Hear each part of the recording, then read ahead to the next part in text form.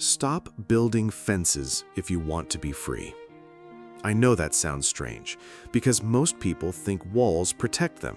They think silence protects them, distance protects them, cutting people off protects them. But sometimes, the wall you build to keep someone out becomes the prison you live inside. Picture two neighbors. For years, they were close. They shared food. They helped each other fix broken things. They sat outside in the evening and talked like brothers. Then one day, something small happened. So small that years later, neither of them could even remember exactly what started it. But the anger, that part stayed. And slowly, one awkward silence became one cold look. One cold look became one harsh word. And one harsh word became a distance neither man knew how to cross. One morning, the first neighbor woke up and looked across the creek that separated their homes. He saw the other man's house, and something inside him hardened. He said to himself, "I'm tired of seeing his face." So he called a carpenter.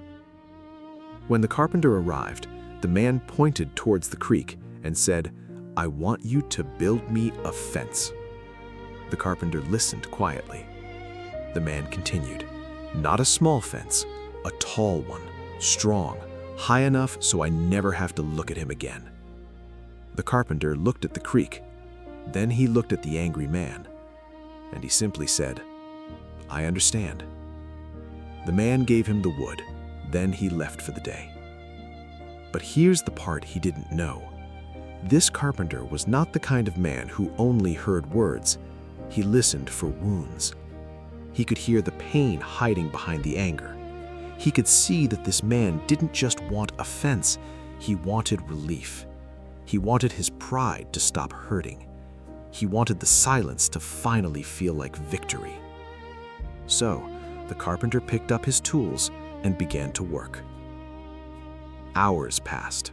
The sun moved across the sky. Wood was measured, nails were hammered, boards were shaped, and by evening, the work was finished. The next morning, the neighbor returned. He was ready to see his wall, his protection, his final answer. He walked towards the creek. Then he stopped, because there was no fence. There was a bridge. A strong wooden bridge stretched across the creek, connecting his home to the home of the man he hated. For a moment, he couldn't speak. Then anger rushed through him. He turned to the carpenter and shouted, "What have you done? I asked you to build a fence."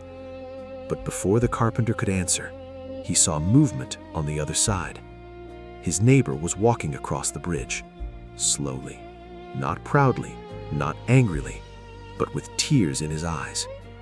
And when he reached the middle, he stopped and said, "I can't believe you did this." The first neighbor froze. The other man continued, "After everything I said, after the way I treated you, you still built a bridge between us." The first neighbor opened his mouth. He wanted to say, "No, you don't understand. I didn't ask for this." But the words got stuck. Because something happened in that moment. He saw the bridge. He saw the tears. He saw the man he once called a friend. And suddenly, the anger that felt so important started to look small. Not fake, not meaningless, but small compared to all the years they had shared. Small compared to the friendship they had buried under pride. So he walked onto the bridge, step by step.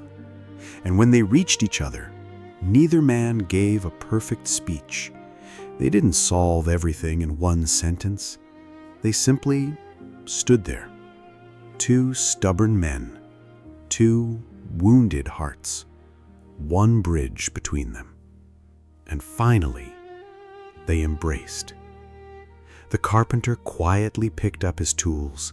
The first neighbor noticed and said, "Wait, please stay. I have more work for you." The carpenter smiled. Then he said, "I would love to stay, but I have more bridges to build." And then he walked away. Here's what nobody tells you about anger. Anger often feels like strength. It feels like control. It tells you, don't speak first, don't forgive, don't look weak, build the fence. But anger is not always protecting you. Sometimes it is quietly controlling you. That fence the neighbor wanted would have kept the other man out, but it also would have trapped him inside his own bitterness. Because every wall you build around your heart still needs someone to live behind it. And most of the time, that person is you.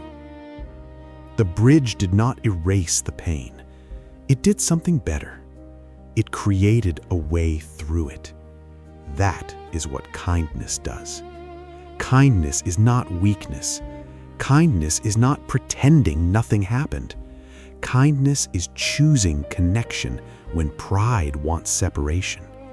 It is the courage to say, I will not let this wound turn me into a prison. Because when you build a bridge to someone else, you are often building a bridge back to yourself. So think about your own life. Who did you stop talking to? What relationship did you abandon because the silence became easier than the conversation?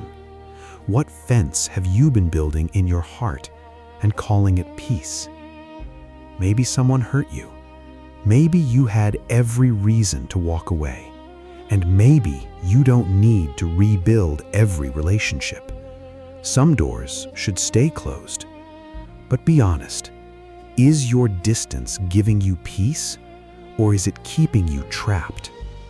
Because there's a difference between healing and hiding. And this is why learning English matters too, because language is also a bridge.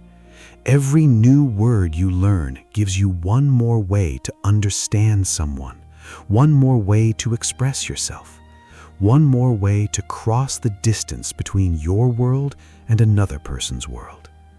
You don't need perfect English to connect. You need courage. Courage to speak. Courage to make mistakes. Courage to keep building. Because every conversation is a small bridge, and every bridge makes your world bigger. So here's my question for you. What is one bridge you need to build this week? Maybe it's a person.